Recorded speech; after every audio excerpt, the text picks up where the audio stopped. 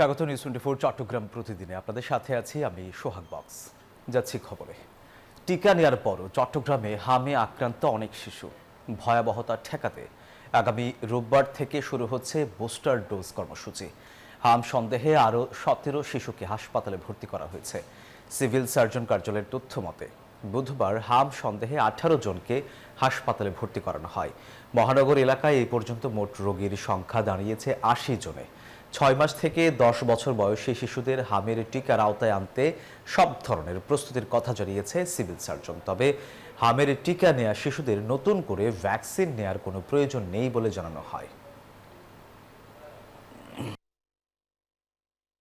মধ্যপ্রাচ্যে চলমান অস্থিরতার প্রভাবে বৈশ্বিক জ্বালানি বাজারে অস্থিরতা দেখা দেয় চট্টগ্রাম জুড়ে জ্বালানি তেল নিয়ে জনভোগান্তি চরম আকার ধারণ করেছে। চট্টগ্রামে হঠাৎ করে অকটেন সংকট দেখা দেয় নগর ও উপজেলার বিভিন্ন পেট্রোল পাম্পে ভোগান্তিতে পড়েছেন যানবাহন চালকরা। অনেক পাম্পে দীর্ঘ লাইনে অপেক্ষা করেও কাঙ্ক্ষিত পরিমাণ অকটেন পাচ্ছেন না গ্রাহকরা।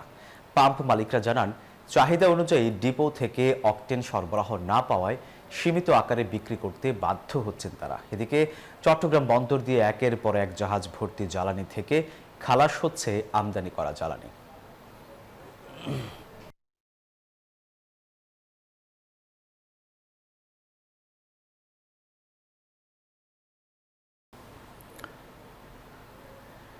দর্শক, তেল নিয়ে পাম্পে চরম ভোগান্তিতে যানবাহন চালকরা।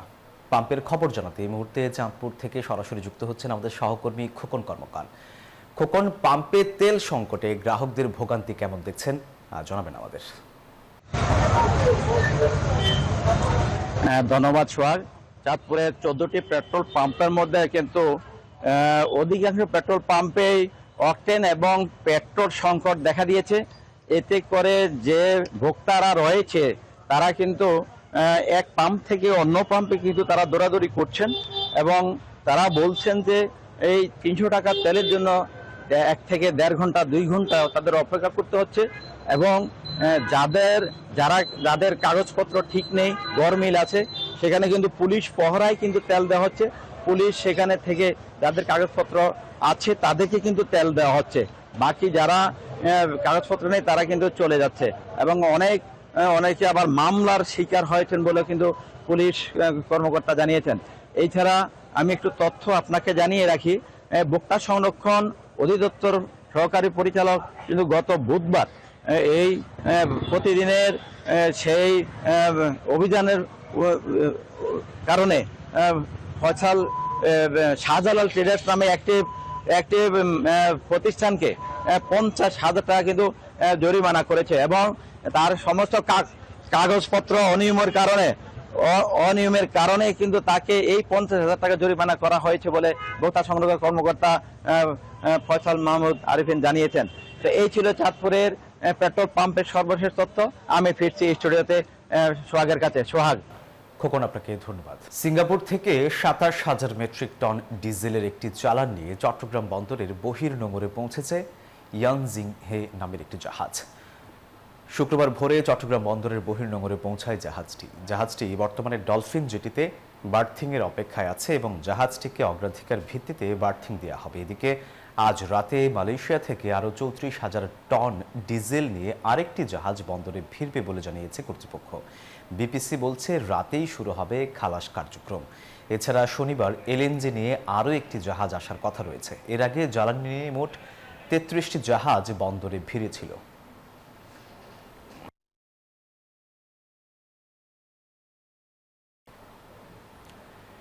দর্শক, জাহাজ থেকে তেল খালাসের বিস্তারিত জানাতে এই মুহূর্তে সরাসরি যুক্ত হচ্ছেন আমাদের সহকর্মী নয়ন বড়ুয়া। জয়, জাহাজের তেল কখন নাগাদ খালাস শুরু হবে আর কি পরিমাণ তেল আসার সবশেষ খবর আছে আপনার কাছে জানাবেন আমাদের।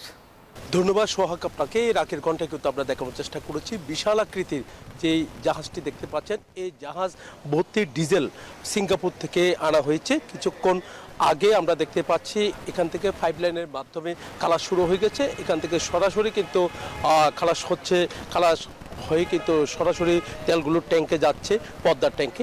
সেখান থেকে ডিস্ট্রিবিউটর যারা আছেন এমনকি বিভিন্ন ডিপোতে কিন্তু সরবরাহ করা হবে।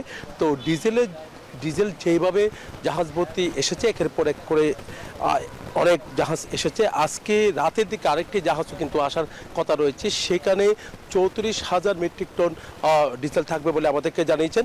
এই যে জাহাজটি দেখতে পাচ্ছেন অনেক বড় আকৃতির জাহাজ, এখানে 27,000 metric ton 27,300 metric ton diesel এখানে রয়েছে বলে আমাদেরকে জানিয়েছেন।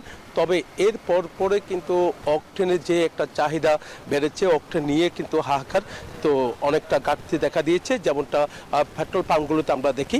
তো এই ঘাটতি মেটাতে কিন্তু অকটেনও আমদানি করা হচ্ছে। কিছুদিনের মধ্যে বিপিসি অকটেন আনা হচ্ছে বলে আমাদেরকে জানিয়েছে। কিছুদিনের মধ্যে সেই অকটেনে কিন্তু এখানে আসলে আবার সরবরাহ হবে ডিপোগুলোতে। তাহলে জ্বালানি তেলের যে সংকটের কথা বলা হচ্ছে সেইভাবে সংকট হওয়ার কোনো সম্ভাবনা নেই বলে আমাদেরকে জানিয়েছেন বিপিসি। এই ছিল আমার এখানকার সর্বশেষ। ফিরে যাচ্ছি স্টুডিওতে সোহাগের কাছে। জয়, আপনাকে ধন্যবাদ। চট্টগ্রামের বাজারে গরুর মাংসের কেজি 1000 টাকা, খাসির মাংস, ব্রয়লার ও সোনালী মুরগির দরও চড়া। এদিকে সব ধরনের মাছের দাম আকাশ ছোঁয়া, তবে কিছুটা কমেছে সবজির দাম। ছুটির দিনে বন্দর নগরীর বাজারে এমন চিত্র দেখা গেছে। বিস্তারিত জানাচ্ছেন সহকর্মী নয়ন পড়ুয়া জয়। দাম 1000 টাকা, তাই তেমন ক্রেতা নেই চট্টগ্রামের রিয়াজউদ্দিন বাজারে গরুর মাংসের দোকানে।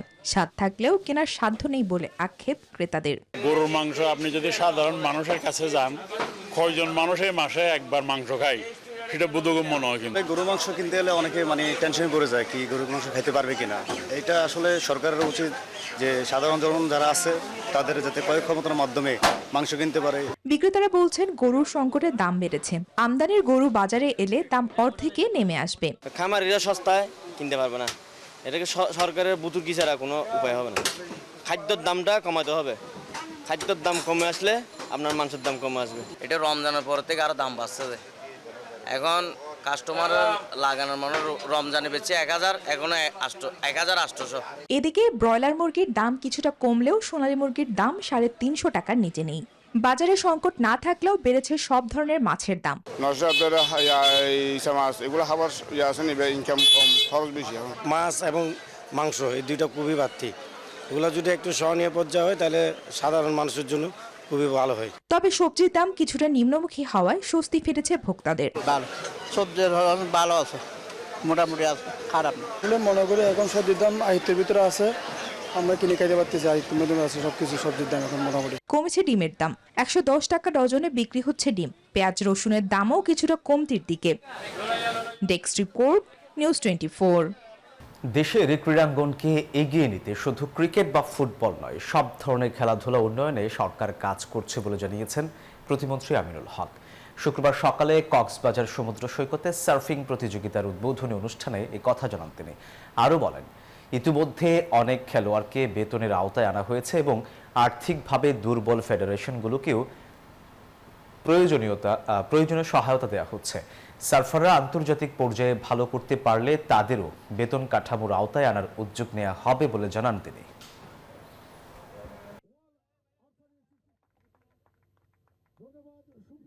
আমরা জাতীয় শিক্ষাক্রমে আগামী শিক্ষাবর্ষ থেকে 4র্থ শ্রেণী থেকে খেলাধুলাকে বাধ্যতামূলক করতে যাচ্ছি আমরা, এবং সেই বাধ্যতামূলক করার মাধ্যমে আমরা দৃঢ়ভাবে বিশ্বাস করি আমাদের একটি সুস্থ জাতি গড়ে তোলার জন্য খেলাধুলার কোনো বিকল্প নেই, এবং একটি সুস্থ মননশীল সমাজ গড়ে তোলার জন্য, মাদক মুক্ত সমাজ গড়ার জন্য আমাদের খেলাধুলার কোনো বিকল্প নেই। পানি সম্পদ মন্ত্রী শহীদ উদ্দিন চৌধুরী অ্যানি বলেছেন, জিয়াউর রহমানের অসমাপ্ত কাজ তারেক রহমানের নেতৃত্বে সম্পন্ন করা হবে। শুক্রবার বিকেলে খাল খনন কর্মসূচির উদ্বোধন অনুষ্ঠানে প্রধান অতিথির বক্তব্যে এসব কথা বলেন তিনি। আরও বলেন, জিয়াউর রহমানের স্বপ্নের স্বনির্ভর বাংলাদেশ গঠনে সব ধরনের বাধা বিপত্তি মোকাবিলা করে দেশব্যাপী খাল ও নদী খনন করে মানুষের প্রত্যাশা পূরণ করা হবে। কৃষি উন্নয়নেও সরকার কাজ করবে বলেও জানান তিনি। আমরা আজকে যে প্রকল্পটি হাতে নিয়েছি জনাব তারেক রহমানের নেতৃত্বে, 180 দিনের কর্মসূচি প্লাস 5 বছরে 20,000 কিলোমিটার খাল সারা বাংলাদেশে আমরা পুনঃখনন করব অথবা খনন করব। দর্শক, রাঙামাটিতে তরমুজের বাম্পার ফলন হয়েছে। সড়কে সড়কে বসেছে তরমুজের ভাসমান হাট। এই নিয়ে আরো বিস্তারিত জানিয়েছেন সহকর্মী ফাতেমা জান্নাত মুমু। আমি আছি এখন রাঙামাটির ভাসমান তরমুজ হাটে। দূর পাহাড় থেকে সংগ্রহ করে নিয়ে আসা এই তরমুজ দিয়ে এখানে হাট বসিয়েছেন ক্ষুদ্র মাঝারি ব্যবসায়ীরা। এখান থেকেই পথচারীরা তরমুজ কিনে নিয়ে যাচ্ছে, তাই জমজমাট হাট। কৃষি অফিস বলছেন এইবারে গত বছরের তুলনায় বাম্পার ফলন হয়েছে তরমুজের। রাঙামাটির শহরের সড়কে সড়কে এভাবে তরমুজের হাট বসেছে। সর্বনিম্ন 200 থেকে সর্বোচ্চ 500 এবং 600 টাকা দরে বিক্রি হচ্ছে এইসব তরমুজ। মানে শুধু চাহিদাও রয়েছে এবং সবাই এখান থেকে তরমুজ সংগ্রহ করে নিয়ে যাচ্ছে। একজন বিক্রেতা আছেন, তার সাথে একটু কথা বলতে চাই। কত টাকা তরমুজ বিক্রি করলে লাভ হচ্ছে কিনা? এখন মোটামুটি লাভ হচ্ছে, ধরেন 10-20 টাকা লাভের সারি দিতেছে। আর তরমুজগুলো মনে করেন 300 টাকা 400 টাকা বিক্রি করতেছে, 250 টাকা বিক্রি করতেছে, 200 টাকা বিক্রি করতেছে। তবে এখানকার তরমুজ মনে হয় এগুলি তো আনছি ফ্যান থেকে, এখানকার তরমুজ প্রাইস আছে রাঙামাটি তরমুজ, বুঝছেন? কোনো রকম ব্যবসা করে। অসংখ্য ধন্যবাদ। যারা পাইকারি ব্যবসা করছেন তারা বলছেন চাহিদা অনেক, যেহেতু গরম পড়ছে সেজন্য মানুষ তরমুজ কিনে নিয়ে যাচ্ছে। তাই তরমুজে অন্যান্য ফসলের তুলনায় তরমুজের বেচা বিক্রি ভালো বলছেন অনেকেই। তবে যেহেতু জ্বালানি সংকট রয়েছে, তাই দূর পাহাড় থেকে যারা কৃষক আছেন তারা কিন্তু তাদের বাগানের উৎপাদিত তরমুজ রাঙামাটি শহর বা অন্যান্য জেলায় পাঠাতে হিমশিম খাচ্ছে, এমনটা তথ্য আমাদের কাছে রয়েছে। তো রাঙামাটি থেকে এই ছিল আমার কাছে সর্বশেষ তথ্য। ফিরে যাচ্ছি স্টুডিওতে। এই ছিল নিউজ 24 চট্টগ্রাম প্রতিদিনের সংবাদে। ধন্যবাদ সবাইকে।